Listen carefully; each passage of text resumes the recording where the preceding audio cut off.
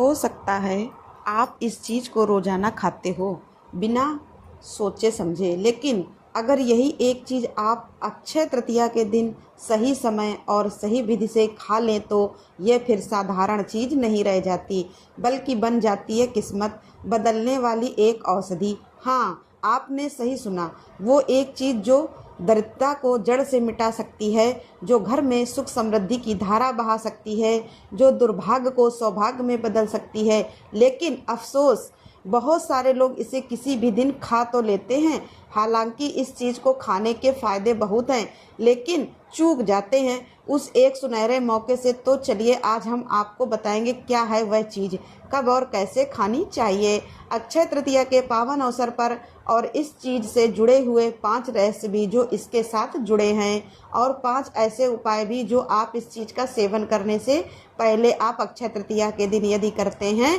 तो उसका पुण्य आपको अवश्य प्राप्त होगा। अक्षय तृतीया जिस दिन कोई भी शुभ कार्य बिना मुहूर्त के, बिना पंचांग के देखे किया जा सकता है, जिसे अक्षय तृतीया यानी कभी नष्ट न होने वाली तिथि कहा जाता है। लेकिन क्या आप जानते हैं कि इस दिन एक ऐसा अन्न होता है जो स्वयं भगवान विष्णु का प्रिय अन्न है, और वह है जौ। जौ को वैदिक काल में यव कहा गया है। यह सिर्फ एक अन्न ही नहीं बल्कि एक संकल्प है, धैर्य है, संयम और तपस्या का। मान्यता है कि धरती पर उगने वाला सबसे पहला अन्न जौ ही था, और जब प्राचीन काल में राजा महाराजाओं को यज्ञ करना होता था तो सबसे पहले जौ की आहुति दी जाती थी। क्यों? क्योंकि जौ को अक्षय अन्न माना गया है, जिसे देने से पुण्य कभी समाप्त नहीं होता। गरुड़ पुराण और स्कंद पुराण में जो भी उल्लेख है कि अक्षय तृतीया के दिन जौ का सेवन करने से मनुष्य को वैकुंठ लोक तक का मार्ग मिलता है, और आज जब निर्धन व्यक्ति इस एक अन्न को अपने व्रत या भोजन में सम्मिलित करता है तो उसका भाग्य बदल जाता है। और इस पावन तिथि पर जौ को सत्तू के रूप में ग्रहण किया जाता है, जो कि मीठा या नमकीन आपकी इच्छा पर निर्भर करता है। इसके अलावा जौ के सत्तू का दान भी किया जाता है, लेकिन जौ के सत्तू को यदि खास विधि से इस दिन ग्रहण किया जाए या भगवान को भोग लगाया जाए और उसके बाद दान किया जाए तभी इसका पुण्यफल प्राप्त होता है। तो पहले जानते हैं कि जौ के सत्तू को सेवन करने की विधि क्या है। वीडियो शुरू करने से पहले आपकी जानकारी के लिए बता दूं कि आज अक्षय तृतीया के पावन अवसर पर हमारे चैनल पर कुछ कथाएं भी सुनाई गई हैं। इसके अलावा अक्षय तृतीया के दिन क्या क्या चीज़ें खरीदनी चाहिए, क्यों नहीं खरीदनी चाहिए, इन सब बातों को अगर आप जानना चाहते हैं तो हमारे चैनल पर अलग अलग वीडियोज अपलोड हैं, आप उनको ज़रूर देख लीजिएगा। और आज की इस वीडियो के ही अंत में आपको ये भी बताएंगे कि अक्षय तृतीया के दिन जौ चंदन यात्रा का शुभारंभ होता है, क्योंकि इसी तिथि से भगवान जगन्नाथ जी के लिए जो रथ यात्रा का निर्माण होता है वह भी शुरू हो जाता है। तो बहुत ही रोचक जानकारी है, इस वीडियो को आप अंत में एक बार ज़रूर सुन लीजिएगा। अगर आप भगवान जगन्नाथ के या भगवान श्री कृष्ण के भक्त हैं तो सबसे पहले आप अक्षय तृतीया के दिन सुबह जल्दी उठें, स्नान करें और उसके बाद एक साफ स्वच्छ स्थान पर पूर्व दिशा की ओर मुँह करके सबसे पहले एक कटोरी में जौ का शुद्ध सत्तू लें। आपको बाजार में जौ का शुद्ध सत्तू मिल जाएगा, कुछ जगह पर केवल जौ का शुद्ध सत्तू भी मिलता है, तो कुछ जगह पर जौ और भुने चने का सत्तू मिलता है। चाहे थोड़ा सा भी अंश हो जौ का, लेकिन होना जरूर चाहिए। अब उस सत्तू में आपको गुड़ या मिश्री मिलानी है, जो कि माँ लक्ष्मी जी को अत्यंत प्रिय होता है। अब उसमें आप थोड़ा शुद्ध जल या गाय का दूध मिलाकर एक गाढ़ा घोल सा बना लें। सत्तू को अब दोनों हाथ जोड़कर सबसे पहले भगवान विष्णु और माँ लक्ष्मी जी को आप अर्पण करें। इस प्रकार कहें, हे लक्ष्मीपति, हे श्री विष्णु, मैं निर्धन होकर भी आपके चरणों में यह सत्तू अर्पण करता हूँ। आप कृपा करके मेरे द्वारा अर्पण किए गए इस विशेष प्रिय भोग को स्वीकार करें। ध्यान रखें, माँ लक्ष्मी जी को बिना तुलसी जी के पत्ते का भोग अर्पण करें और भगवान विष्णु को तुलसी का पत्ता रखकर ही सत्तू का भोग अर्पण करना चाहिए। फिर ओम श्री लक्ष्मी नारायण नमः इस मंत्र का 11 बार सच्चे मन से जाप करें। इसके बाद श्रद्धा और प्रसन्नता से सत्तू का सेवन करें। आप इस दिन सत्तू का दान शरबत के रूप में कर सकते हैं, या सत्तू के पैकेट्स का या जो सत्तू होता है उसका दान किसी न किसी रूप में कर सकते हैं। परिवार के सभी सदस्यों को इसी विधि से आज के इस दिन सत्तू ग्रहण करना चाहिए, ताकि आपके घर में सामूहिक रूप से अक्षय ऊर्जा का संचार विचारों।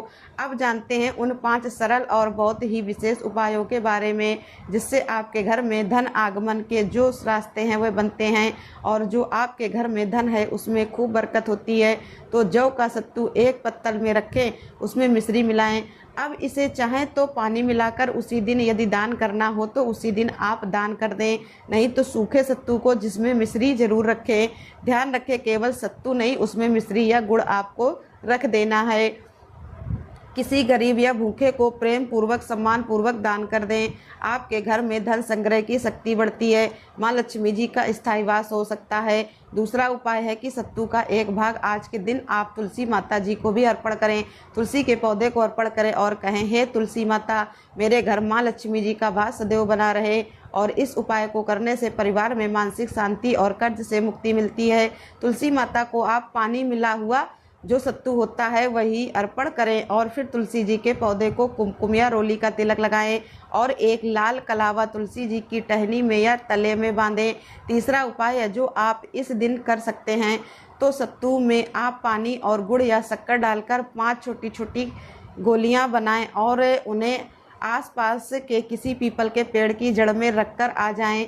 ऐसा करने से पूर्वजों की कृपा प्राप्त होती है और जीवन में स्थिरता आती है। यदि पितृदोष होता है तो उस दोष में भी काफ़ी हद तक शांति मिलती है। इसके अलावा अगला उपाय है, 1 कटोरी सत्तू में थोड़ा गुड़ मिलाकर आसपास कहीं पर भी जहां माँ लक्ष्मी जी का मंदिर हो या भगवान विष्णु के साथ माँ लक्ष्मी जी विराजमान हो, वहां आपको माँ लक्ष्मी जी के चरणों में रखकर अर्पण करना है। इस उपाय से घर में माँ लक्ष्मी जी की स्थायी कृपा बनी रहती है। 5वां उपाय है कि अपने भोजन में आज के दिन आप सत्तू को जरूर शामिल करें, चाहे शरबत के रूप में, पराठे के रूप में या प्रसाद के रूप में। और अगर आपका आज उपवास है, क्योंकि बहुत से लोग अक्षय तृतीया के दिन उपवास भी रखते हैं, तो आप व्रत का पारण यानी जब उपवास खोलें तो भगवान को अर्पण किए गए सत्तू से ही अपना उपवास खोलें।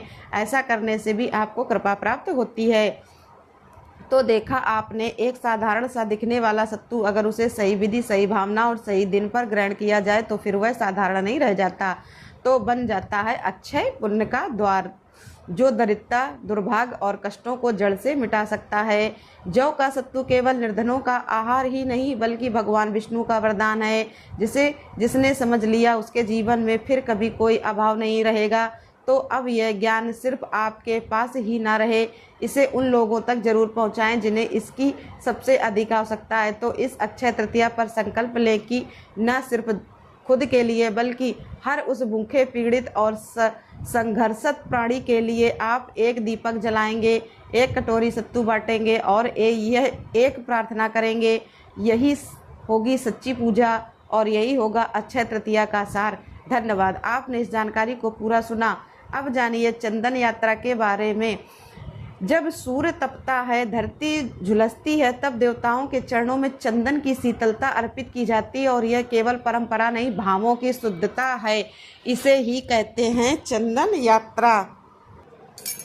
चंदन यात्रा भगवान जगन्नाथ के से जुड़ी वह परंपरा है जो अक्षय तृतीया के पावन दिन से प्रारंभ होती है, जो पूरे 42 दिनों तक मन, तन और भाव से शुद्ध करती है। यह उड़ीसा पुरी स्थित श्री जगन्नाथ मंदिर की एक दिव्य परंपरा है। आज के दिन ही इस यात्रा की शुरुआत होती है और जिसे श्री चंदन यात्रा भी कहा जाता है। यह यात्रा 2 चरणों में होती है। पहला भाग होता है बहरा चंदन यात्रा यानी बाहरी यात्रा। दूसरा भाग होता है भीतरी यात्रा यानी भीतर चंदन यात्रा। भगवान जगन्नाथ, बलभद्र और सुभद्रा जी की मूर्तियों के प्रतिरूप विग्रह, जिन्हें मदन मोहन और अन्य देव विग्रह कहा जाता है, उन्हें रथ पर बिठाकर मंदिर के बाहर स्वर्ग द्वार से नरेंद्र सरोवर ले जाया जाता है। यहाँ नौकाओं पर देव विग्रहों को सवार करके उन्हें सरोवर में स्नान कराया जाता है और फिर शीतल चंदन का लेप उन्हें अर्पित किया जाता है। इस पूजन और यात्रा का मूल उद्देश्य होता है देवग्रहों को ग्रीष्म ऋतु की तपन से विश्राम देना। और जो भक्त अक्षय तृतीया से प्रारंभ होकर भगवान को नियमित चंदन अर्पित करता है, उसके समस्त ताप, रोग और आर्थिक कष्ट दूर हो जाते हैं। अगर आप जगन्नाथ भगवान जी के मंदिर में स्थित नहीं जा सकते तो अक्षय तृतीया पर घर में ही तुलसी के पौधे पर चंदन का लेप लगा सकते हैं। भगवान श्री कृष्ण की प्रतिमा की तस्वीर पर चंदन का लेप लगा सकते हैं, या भगवान विष्णु की प्रतिमा पर। इसके अलावा लड्डू गोपाल जी को भी आप चंदन का तिलक और नियमित रूप से चंदन का लेप लगा सकते हैं। नियमित रूप से न लगा पाएं तो जो विशेष तिथियां आती हैं, जैसे एकादशी, अमावस्या, पूर्णिमा या अन्य कोई भी व्रत उपवास के दिन, तो उनमें आप चंदन का लेप अवश्य लगाइए और इस प्रकार से कहिए, हे माधव, आपके चरणों में यह चंदन अर्पित है। जैसे यह तन को ठंडक देता है, वैसे ही मेरे जीवन को भी आप शांति प्रदान कीजिए। भगवान को भी गर्मी लगती है, कम से कम भक्त तो भगवान के बारे में ऐसा ही सोचते हैं, और सोचें भी क्यों ना। संपूर्ण ब्रह्मांड के स्वामी जब अपने प्रिय भक्त माधवेंद्रपुरी से गर्मी की शिकायत करेंगे तो फिर वे भला भगवान की परेशानी समझकर उनकी गर्मी दूर करने के लिए प्रयास क्यों नहीं करेंगे। इसीलिए चैतन्य महाप्रभु के गुरु ईश्वरपुरी के गुरु माधवेंद्रपुरी जब भगवान को चंदन का लेप लगाते हैं तो भगवान के साथ साथ उनके भक्तों को भी शीतलता की गहरी अनुभूति होती है। इस दिन न केवल जगन्नाथपुरी में बल्कि दुनिया भर के सभी इस मंदिर में और जिस जिस सनातनी के घर में भगवान श्री कृष्ण विराजमान होते हैं वहाँ पर उन्हें चंदन का लेप लगाया जाता है। गौड़ी संप्रदाय के प्रमुखतम आचार्य माधवेंद्रपुरी ने भगवान के माधुर्य रस पर प्रकाश डाला है। चंदन यात्रा की परंपरा के प्रवर्तन में उनका बहुत बड़ा योगदान है। गोवर्धन प्रवास के समय एक बार गोपाल ने स्वप्न में दर्शन देकर उन्हें प्रकट करने का अनुरोध किया। माधवेंद्रपुरी ने गांव वालों की सहायता से उस स्थान को खोदा और वहां मिले गोपाल जी के अर्चचा विग्रह को गोवर्धन पर्वत पर ले जाकर स्थापित कर दिया। कुछ दिनों के बाद गोपाल जी ने पुरी को कहा कि जमीन में बहुत समय तक रहने के कारण उनका शरीर तप रहा है, जल रहा है, इसलिए वे जगन्नाथपुरी से चंदन लाकर उसके लेप से उनके शरीर का ताप कम कर दें। लगभग 2000 किलोमीटर की यात्रा पूरी करके वे जगन्नाथपुरी गए। ओसा बंगाल की सीमा पर वे रुमेना पहुँचे, जहाँ गोपीनाथ जी का मंदिर था। रात को उस मंदिर में गोपीनाथ जी को खीर का प्रसाद लगाते देखकर माधवेंद्रपुरी ने सोचा कि अगर वे उस खीर को पा जाते तो वैसी ही खीर अपने गोपाल को भी खिलाते। ऐसा सोचकर वे रात को वहीं सो गए, इस आशा में कि उन्हें खीर का प्रसाद मिलेगा।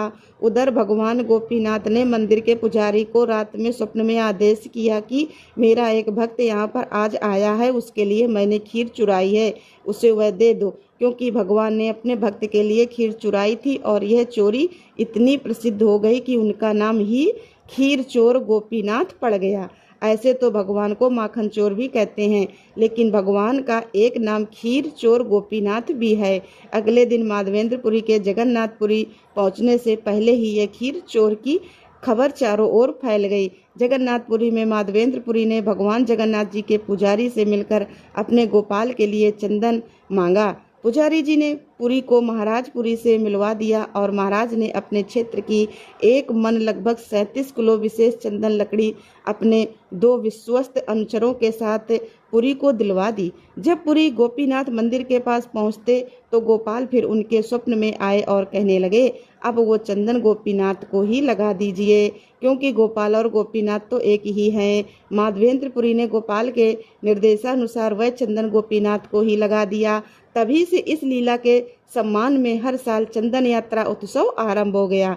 चंदन यात्रा का यह उत्सव अक्षय तृतीया से लेकर नरसिंह चतुर्दशी तक मनाया जाता है। मंदिर में अर्च विग्रहों का पूर्ण रूप से चंदन श्रृंगार किया जाता है। कहते हैं जो भी भगवान की इस लीला में उन्हें चंदन भेंट करता है, भगवान उसके सभी भौतिक क्लेशों को मिटा देते हैं। और अगर आप भी अपने भौतिक तापों से मुक्ति पाना चाहते हैं तो आज भगवान को पूर्ण श्रद्धा के साथ चंदन अवश्य भेंट कीजिएगा। ये थी आज की जानकारी। उम्मीद है आपको पसंद आई होगी।